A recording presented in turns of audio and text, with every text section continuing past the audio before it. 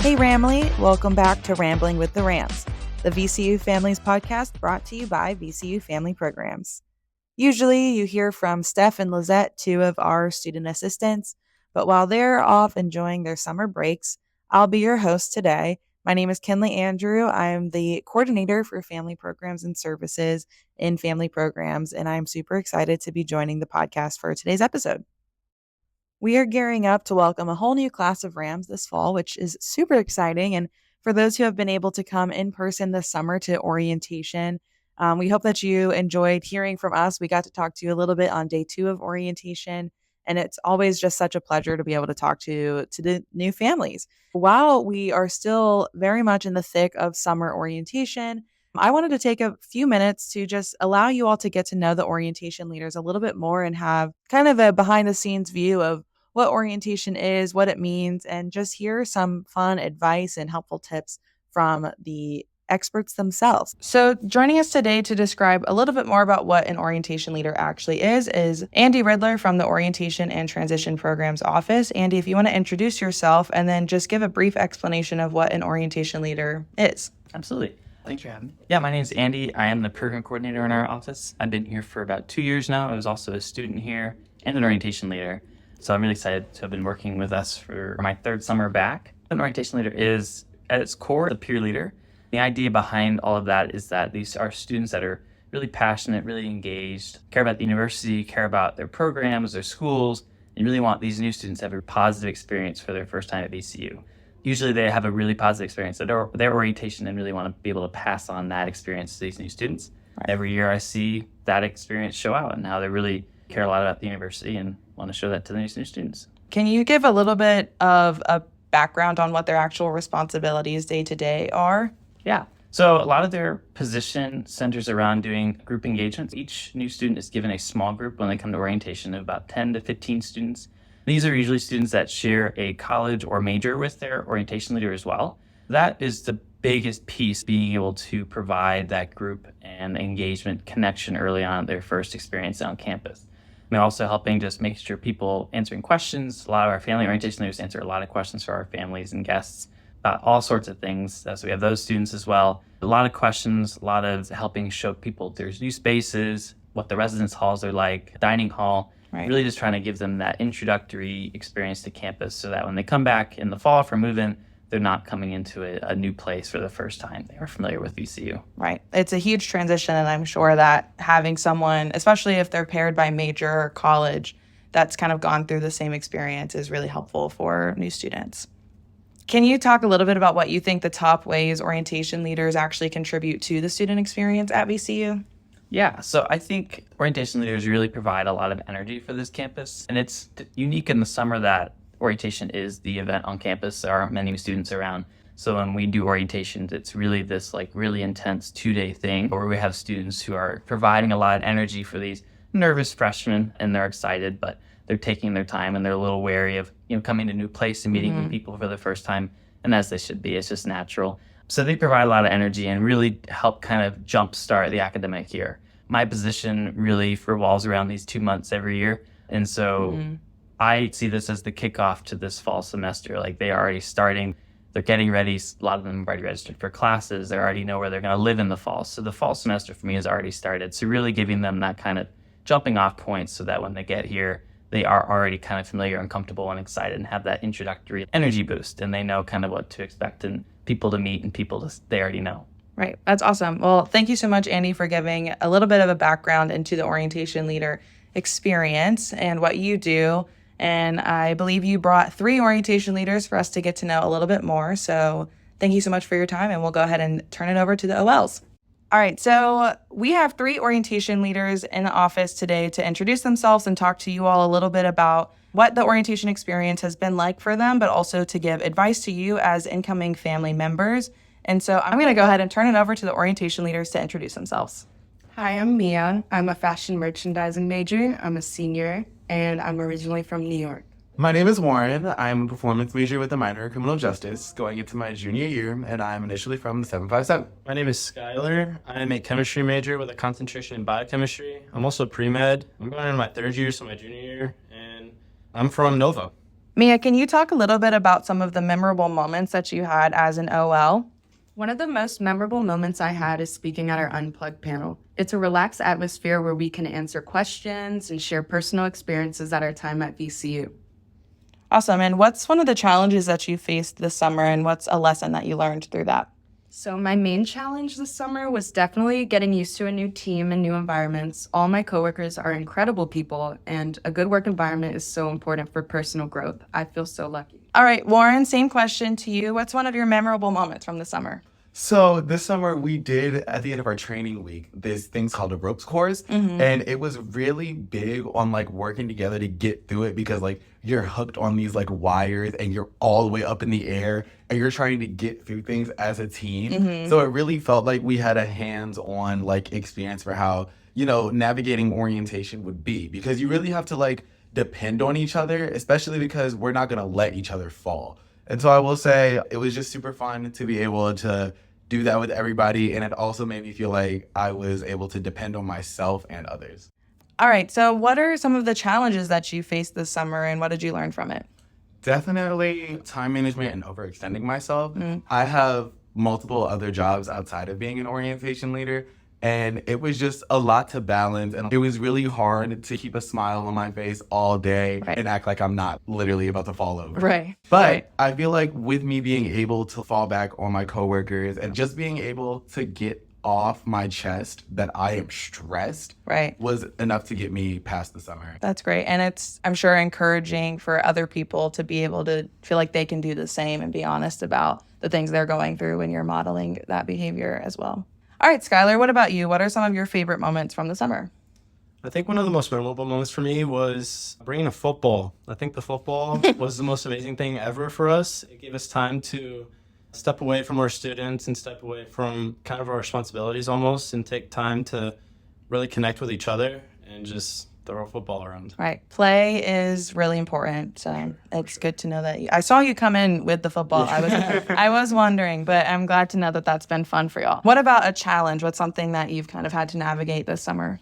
So I think I'm going to reiterate what Warren was talking about. Time management was a big thing for me as well, but I think more so in the sense like waking up kind of early. I'm not a morning person. It was a little bit difficult for me to be on time all the time, and that's something that I think I've developed through my time being an orientation leader during the summer.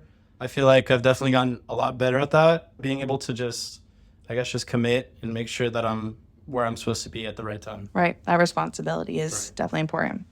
All right. Thank you all for sharing some of your, favorite moments and maybe some of the lessons that you've learned. I know that any student employment experience is going to be a really positive but also lesson-filled experience. And so I'm glad to know that that was the same for you all. All right. I would love to hear from the three of you. What are some of the moments this summer where you really felt like all of that time, waking up early, staying up late, was worth it? And some of those moments where you really felt like you were making an impact on both new students and families. Go for it. So I will say, being tired is one thing, but it's worth it in the end, definitely. Especially when I've been able to talk to students who have been able to tell me about other orientation leaders who help them feel acclimated, help them feel seen, help them feel less stressed about what's happening. And I feel like the way that we're able to do it is that we got to take away some of the mystery. Because I think that's why a lot of people come into college and come into orientation very anxious and nervous, because they don't really know what's about to happen. Right. They only know what they got in their email, and you might not be able to tell them everything, but you can find somebody who has the answer. Right. And I will see a lot of students who are just like, oh, I don't really think I'm making a lot of friends at orientation. I don't really think I'm going to be able to find my place here. And you just have to refortify that, hey, this is 2 days out of the next 4 years. Right, exactly. And this is this only batch of people you're going to see for these 2 days versus the thousands of people you're going to see when you get on campus. You have time. You have purpose. And once you put time and purpose together, you'll be able to make your moves. A little formula thrown in there at the end. Yeah, A plus B equals serve. So one of the main things that orientation leaders do is we have O-team times, and we have our students, we bring them in, and we already know that they're going to be a little bit quiet, a little bit restraining themselves because they're not really sure what to expect. And so our jobs as orientation leaders is to make sure that we're bringing them out of their shell and we're making them feel comfortable. So it's really interesting to see. I'll have them at the beginning and they're really kind of like laid back, kind of a little bit like on edge about whether or not they want to participate. And then to see them evolve throughout the day and the next day after that, to be like able to come out and make jokes with me. I had a really good time at Unplugged that Mia was talking about, and I was talking and my students were standing up and cheering for me, and it was really awesome. Like it was something I didn't expect, and I didn't really see how big of an impact I was making on these students until maybe even that moment. And that was literally today. I think that's just something that's really interesting. I think orientation leaders as a whole just are supposed to be role models. And so that's our job. And I feel like we make it really fun to be role models. So that's what orientation is all about. That's so perfect. Thank you so much. As orientation leaders, we work to bridge the gap between the unknown and the known. So we meet the students at their level, whether they're coming in a little more introverted, whether they're coming in completely extroverted and ready to start. We really work on helping them. We're here to help support students at whatever place they show up as. All right, so I wanted to get a little bit into a rapid fire Q&A with the orientation leaders about some of their tips and tricks or favorite things about campus. And so we're going to get into that next. So buckle up. We're going to take it quick. So what is your favorite spot on campus to hang out with friends? So I think for me, my most favorite spot would have to be the gym. I just love going to the gym. I feel like I meet so many people there, and just like going to hoop or going to go swim or go just work out. I think it's just a great environment. I just love walking around the city. Me and my friends, we will go absolutely anywhere just to explore. Oh my gosh, I send everyone to Carytown. Carytown is number one. You go Carytown every time. Every time. That's the spot. Like, and I literally was telling some students the other day that I've been to Carytown like upteenth amount of times, 50-11. That's so real. Ain't even been to every store. Yep. My favorite spot is definitely Monroe Park. Like planning a picnic with your friends and coordinating that is so beautiful. I love it. Yeah. I love that. So that's kind of your social environments. But what about your favorite study spot? Favorite study spot. So they just opened up the new STEM building, actually. And that building is really cool. On the second floor, they have a lot of nice little cubicles. And on the like walls, you can like use a white erase, like a marker. Mm-hmm. And you can like erase on the wall and just like put all your notes up there if you want, like do homework in there. And it's really cool. I think it's a nice spot. Oh my gosh, I love the third floor terrace. The third floor terrace of the library, like the outdoor area. I feel like being able to get fresh air while I'm mind-boggly strapped to this assignment is like actually really good for me, because it's like I get that outside experience. I get to hear sounds of people while I'm listening to music. And so I'm not going insane in my room. Favorite spot is definitely like you're on the fourth floor of the library, you make a right and you keep walking towards the books. It's a store, you walk in, it's just your normal library, but there's little study spots that you can find. It's really quiet in there. And it's just nice to be surrounded by knowledge while you're studying. That's true. That is so deep. What do you think is one of the underrated foods or like food spots on campus? Got it so bad. I love Bodella's on Broad Street. Bodella's on Broad Street, the people who work in there, they're so sweet. And it is authentic Mexican cuisine, because they don't only sell quesadillas. They sell like wings, fries, they got slushies in there, and it's hot. It is really hot right now. So slushies, immaculate. If you ever go to Bodella's, get the tomato basil tortilla with whatever you order. Best quesadillas ever. And it's open up pretty much all night. My favorite spot is Harrison Street Cafe. If you're vegan or vegetarian, they have amazing options. Even if you're not, it's just really good. Yeah, and right next to Harrison Street Cafe, kind of like on Gray Street, there's the Village Cafe. And a fun fact about that is that Guy Fieri actually went there on Diners, Drive-Ins, and Dives, and he hung out there and had their calzones. And their calzones, they're homemade and they're so delicious. They're so good. See, we're about to look. I'm hungry right now. You can't like we need to go to the next place. Gordon Ramsay certified. Oh wow. Yeah. Wow. All right. Well, moving on from food, so y'all don't get too hungry. What is the number one thing to have in your residence hall room? Like best hack or just underrated thing that people don't necessarily think to bring? So I tell all my students this. The one thing that you need to have is a mattress topper. If anything that you bring, it has to be a mattress topper. I think a mattress topper just makes sleep just that much better. I'm going to say the mattresses aren't the most comfortable. So having a mattress topper just you know, you have a nice bed to come back to. I think it's just nice. I think any storage that you have in case you like having little knickknacks and stuff, that's really good. And also shower shoes. It goes Shower without shoes. saying, you're living in a dorm with a bunch of people. You definitely want to keep your antibacterial game on. Yeah, no, like, and piggybacking off of me a little bit, because a lot of like the freshman dorms are communal. So what really helped me when Isla was living in GRC my first year was using a shower caddy, bathroom caddy. It's just like, if you know, you play golf, but it's like golf in the shower with your soap. You just put it like, it's really helpful basket. It's basically a basket. It's basically just a basket. And like, it's just easy to like tote it back and forth, but especially if you live at the end of the hallway and the bathroom is on the other end, you're not trying to be like, oh, I gotta get my towel. Oh, I gotta get my washcloth. Oh, I gotta go get my conditioner. Oh, I gotta get my shampoo. No, Yeah, you don't. no. Yeah. Favorite thing about going to school in Richmond? Richmond as a city, I mean, we're literally right in the middle of Richmond. Like, VCU is the heart of Richmond. You can go in any cardinal direction and you'll be in the city. And the city is just so beautiful. It's so walkable, so bikeable. And I even rollerblade, and the roads are awesome. There are so many places around. There's Carytown that we were talking about. Awesome spot. So nice. And then even going all the way down towards the river, the James River, which is just such a nice retreat from the city. Right. For sure. I want to say, and piggybacking off of that, what is it called? It's the beach by the river.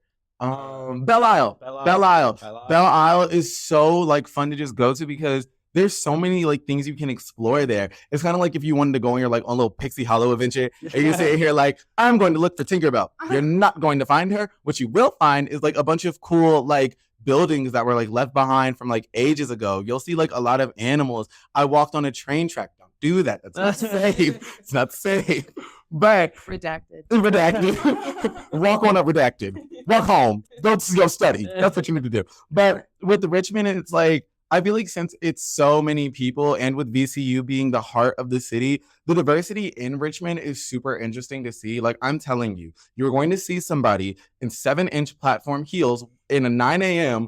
on Wednesday trying to go to class. That's just how like ecstatic people are to like show themselves off around like campus. Not even just because they want to be seen, but just because they have the ability and freedom to. And it's really nice to be a part of and see.